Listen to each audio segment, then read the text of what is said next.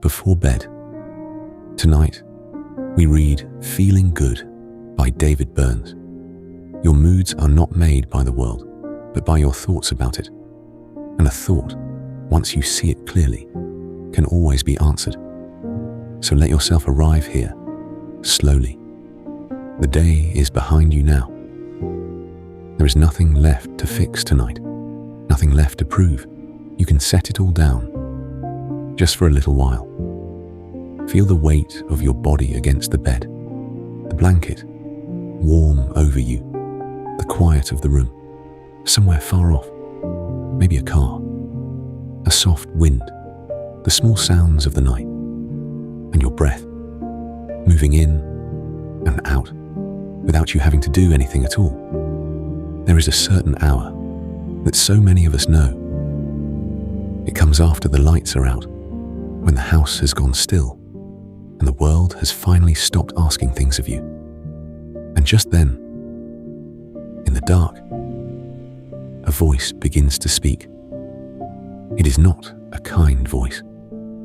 It reminds you of the thing you said wrong today, the message you should have answered, the way someone looked at you. It tells you that you are behind, that you are not enough, that everyone else seems to have figured out something that you somehow missed. And you lie there, listening, as if every word were simply true. We carry this voice through our days too. We make one mistake and quietly call ourselves a failure. One person frowns, and we decide the whole day is ruined. We look at our lives, and somehow only the cracks stand out, while everything good fades into the background, unnoticed. It feels like honesty. It feels like just seeing things clearly. But tonight, I want to gently offer you another possibility. That this voice, as loud and certain as it sounds, may not be telling you the truth at all. This is the heart of the book we read tonight. Many years ago, a young psychiatrist named David Burns was beginning his work. And like everyone in his field at that time, he had been taught that low moods came from somewhere deep and hidden, from the distant past, from forces inside us we could barely reach. But he was studying alongside a quiet, careful man named Aaron Beck. And Beck had begun to notice something strange, something almost too simple to believe. When his patients felt terrible, there was always a stream of thoughts running through their minds. Quiet thoughts. Thoughts that flickered by so quickly they were hardly noticed at all. I always ruin everything. Nobody really cares about me. Things will never get better. These thoughts felt like facts. But when you slowed down and looked at them closely, they were full of holes. They were exaggerations, distortions, stories the suffering mind tells about itself. And here was the discovery that would change so many lives. When people learned to catch those thoughts and gently question them, their mood began to lift. Not through years of digging, but by changing the way they were thinking right now. David Burns took this idea and he made it warm. He made it plain. He wrote it down for ordinary, tired people so that you would not need a doctor in the room to begin. You could begin with a piece of paper and a willingness to look. And that is the seed of the book we read tonight. So let us sit with the central question. Why do you feel the way you feel? It seems obvious, doesn't it? Something happens, and so you feel something.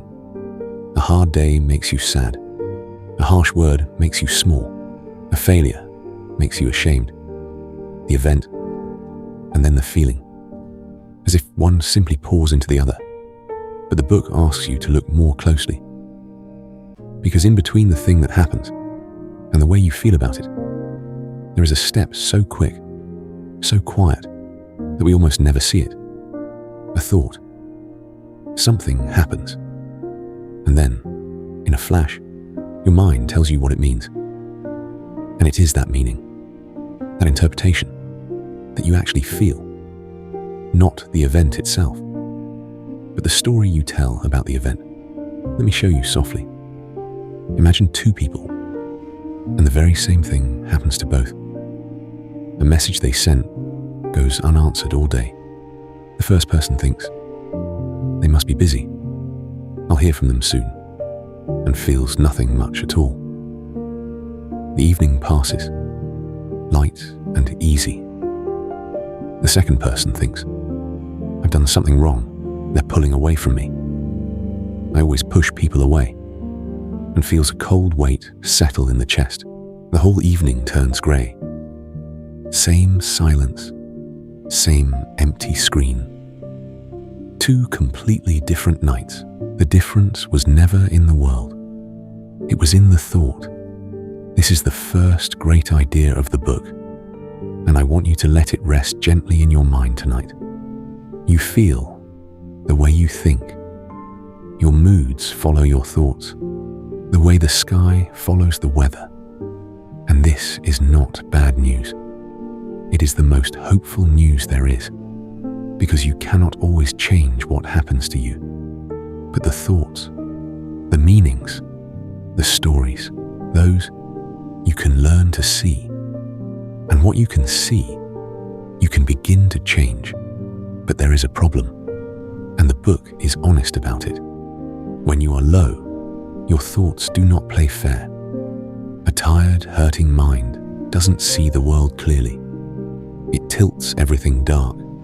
It bends the truth in a handful of very particular ways. And the trouble is, these bent thoughts feel exactly as real as true ones, more real sometimes. So let us walk through some of these quiet tricks of the mind, not to study them, just so that the next time one whispers to you in the dark, you might recognize its voice. There is the trick of all or nothing, where everything is perfect, or it is a disaster. You did wonderfully, or you failed completely. There is no middle, no good enough, no mostly fine. And since almost nothing in life is perfect, this way of thinking leaves you feeling like a failure, again and again. There is the trick of the single thread.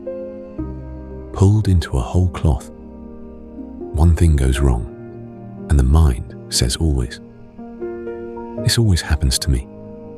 I never get it right. One lonely evening becomes a lifetime of loneliness. One stumble becomes proof of who you are. There is the filter that lets through only the dark, like a drop of ink, spreading through clear water. 10 kind things were said to you today, and one cool remark. And which one does the mind hold all night? The cool one. The good is real, but it slips through unfelt. Only the one wound is kept. There is the quiet habit of brushing the good away. Someone praises you, and you think they're only being nice. Something goes well, and you think that was luck. Anyone could have done it, and so nothing good is ever allowed to land. Nothing is ever allowed to count. There is the mind that believes it can see the future and read other people's hearts. They think less of me. This is going to go badly. We treat these guesses as certainties. We feel afraid of things that have not happened and hurt by thoughts we have only imagined in other people's heads. There is the mind that takes a small thing and makes it enormous. A little mistake becomes a catastrophe. A worry becomes a disaster. Already certain, the mind runs ahead into the worst of all endings and lives there. as though it had already come true. And the good things, meanwhile, it shrinks. Your kindness, your effort, your small wins, all made tiny, while every fear is magnified until it fills the whole sky. There is the trick of believing a feeling, simply because you feel it. I feel like a failure, so I must be one. I feel hopeless, so things must be hopeless. But a feeling is not a fact about the world. It is weather passing through you. When you are exhausted, everything feels heavier than it is. And the heaviness is not the truth. It is only the tiredness. Speaking, there is the leap from one mistake to a label. You don't simply think, I made an error. You think, I am a failure. I am stupid. I am unlovable. A single moment turned into a name you carry. But you are not a label. You are a whole, changing, living person. Far too large to fit inside one cruel little word. And there is the habit of taking everything personally. A friend is quiet, and you decide it must be something you did. Something goes wrong nearby, and somehow you are to blame. You carry the weight of things that were never yours to carry, as though the whole world turned on your every small step. And there is perhaps the heaviest one of all, the word should. I should be further along by now. I shouldn't feel this way. I should be stronger, calmer, better. Each should is a small whip, and all it ever does is leave you feeling guilty and tired and never, ever enough. Do you hear it? How familiar these are. We all carry some of them, not because we are foolish or broken, but because this is simply what a hurting mind does. It is so very human, and here is the gentle turning point of the entire book. You are not your thoughts.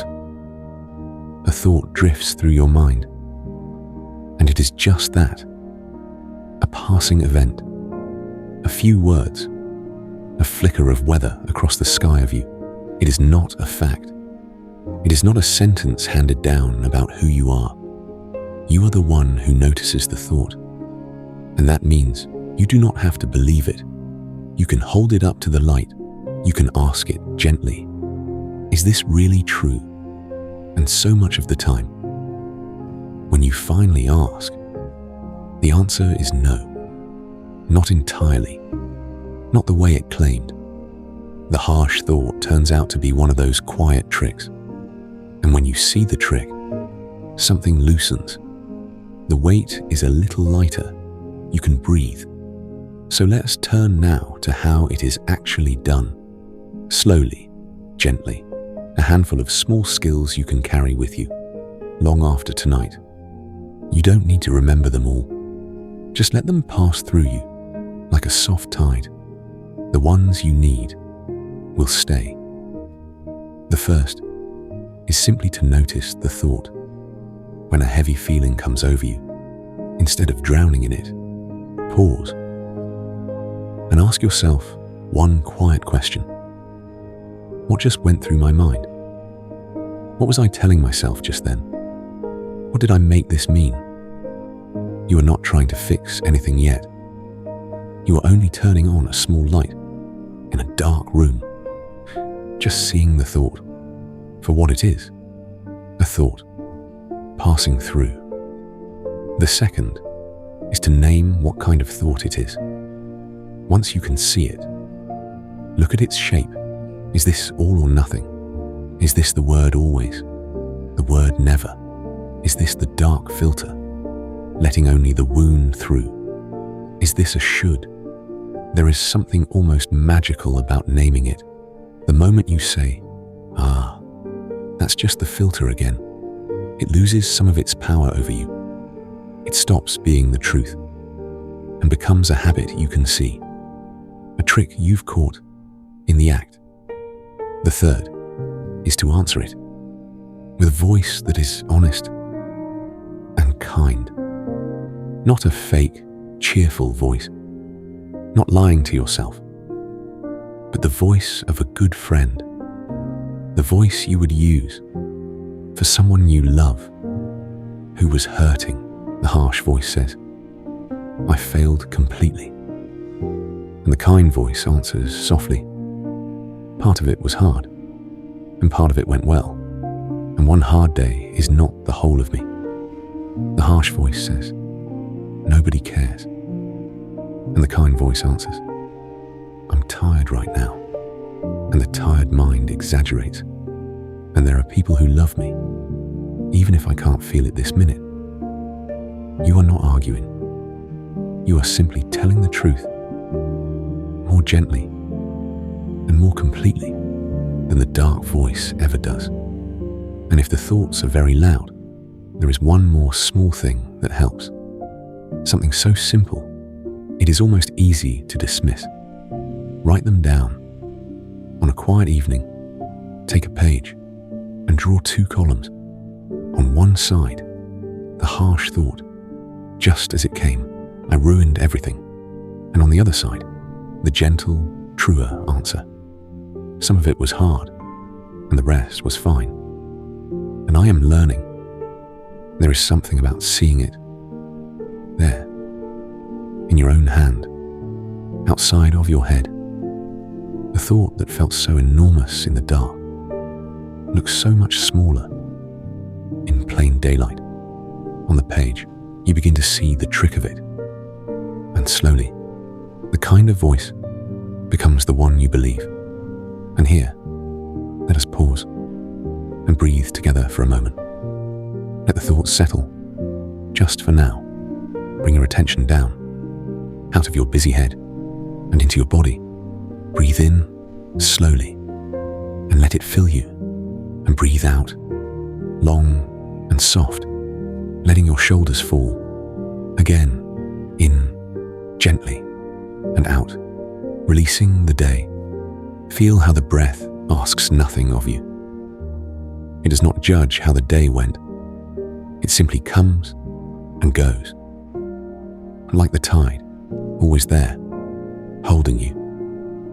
The 4th skill is for the heavy days, the days when you cannot seem to begin. When you feel low, the mind tells you a backward story. It says, wait until you feel like it. Wait until you have the energy, the motivation, and then you'll begin. But the book turns this around so gently. The motivation does not come first. The action does. You do not wait to feel like getting up, and then get up.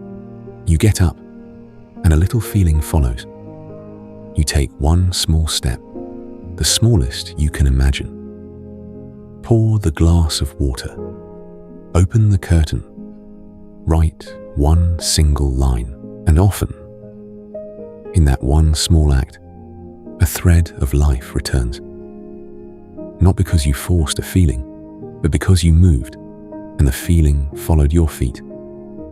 The 5th skill is to soften the shoulds. Listen, through tomorrow, for that word, I should, I shouldn't, I have to, I must. And each time you catch it, try, gently, to set it down. Trade the whip for an open hand. Not I should have done more, but I did what I could, with the energy I had. Not I shouldn't feel this way, but this is how I feel right now, and feelings are allowed to come and to pass. You are not lowering your standards. You are simply stopping the cruelty. And it turns out, you can grow far more in kindness than you ever could in shame. And the 6th is the deepest of all, to gently loosen the knot between what you do and what you are worth. So many of us live by a quiet, painful arithmetic. I'm worth something if I achieve, if I'm useful, if people approve of me, if I get it all right. And so, every mistake feels like a loss of self. Every failure, a small death, every cool look from another person, a verdict on your soul. But the book offers you another way to live. Your worth is not a prize you win and can lose. It was never up for the taking at all. You were worthy when you were a sleeping child who had achieved nothing. You are worthy now, tired, imperfect, lying here in the dark. Your value does not rise when you succeed, and it does not fall when you fail. It simply is. Quiet, steady, yours. Now, you may be lying here thinking, but my feelings are so real. When I feel worthless, it doesn't feel like a trick. It feels like the truth. And the book honors this completely. The feelings are absolutely real. The sadness is real. The fear, the heaviness, all real. No one is asking you to pretend otherwise. But a feeling being real does not mean the thought beneath it is true. You can feel with your whole body that you are a failure and still be wrong about it. The feeling is honest. It is simply mistaken. It grew from a distorted thought, like a vine from a crack. And when you tend the thought, the feeling slowly begins to ease, and perhaps another worry rises. If I stop being so hard on myself, won't I lose my edge? Won't I stop trying? Isn't the harsh voice the thing that keeps me going? It feels that way. We come to believe that our own cruelty is what drives us. But think for a moment, has the harsh voice ever truly made you better? Or has it only made you tired and afraid and small? Fear can push you for a while, but it burns you out. Kindness, it turns out, lasts longer. You can hold yourself to something and hold yourself gently at the very same time. The two were never enemies. We only thought they were. So let us come now to the quiet heart of it all, underneath the harsh voice and the tricks of the tired mind and the long list of shoulds. There is something in you that was never broken, the part of you that can notice a thought and question it, the part that can choose the kinder words, the part that is here, right now, simply breathing, simply aware. That part was never the problem. That part is you, the real you, the one who was always quietly whole. The dark voice was never the truth about you. It was only weather. And you are the sky it moves across, vast, quiet, untouched, here long before the clouds came, and still here, long after they pass. And tomorrow, when the world begins again, you can carry this gently with you. When someone's words sting, you can pause and ask, what am I telling myself about this? And you may find the sting was half your own story. When the work feels like too much, you can take one small step and let the feeling follow. When the old voice begins its list of your failures, you can answer it softly, truthfully, the way you would comfort a frightened child, and slowly. This gentleness begins to change the small things too. In the people you love, you start to notice the story before the sting. You ask what really happened before you decide what it meant. And so many quiet quarrels simply never begin. In your work, you stop waiting to feel ready and you begin. One small task, then the next, and the mountain that looked so impossible at night turns out to be a path, taken one soft step at a time. And in the long, ordinary evenings, you become a kinder companion to yourself. The voice in your own head, slowly learns a gentler way to speak. And that, more than anything, is what it means to feel good. You will not do this perfectly. No one does. And that too is allowed. Every time you forget and then remember is a small return home. And the returning is the whole practice. But all of that is for tomorrow. Right now, there is nothing to change, nothing to fix, nothing to think your way out of. There is only this breath, this quiet room, this body growing heavier and warmer by the moment. So let us end the way we always do, with a little practice to carry you down into sleep.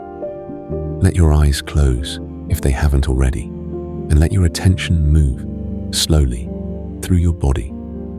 Feel your feet and let them grow heavy, your legs softening into the bed, your hands unclenching, the whole length of you letting go. And now, let the thoughts come. If they come, you don't have to fight them. You don't have to answer them. Not tonight. Just watch them drift past, like clouds, across a dark and gentle sky. One thought, and then another. Each one arriving and floating away. And none of them is you. There is no past to carry now. No tomorrow to solve. There is only this moment. And in this moment, you are safe. You are held. You have done enough. You are enough. Feel the breath moving in and out. Slower now, softer. Each one carrying you deeper into rest. Good night. Thank you for being here with me tonight. May you rest in the quiet of this moment and find your way back to the peace inside you. I'll see you with the next book.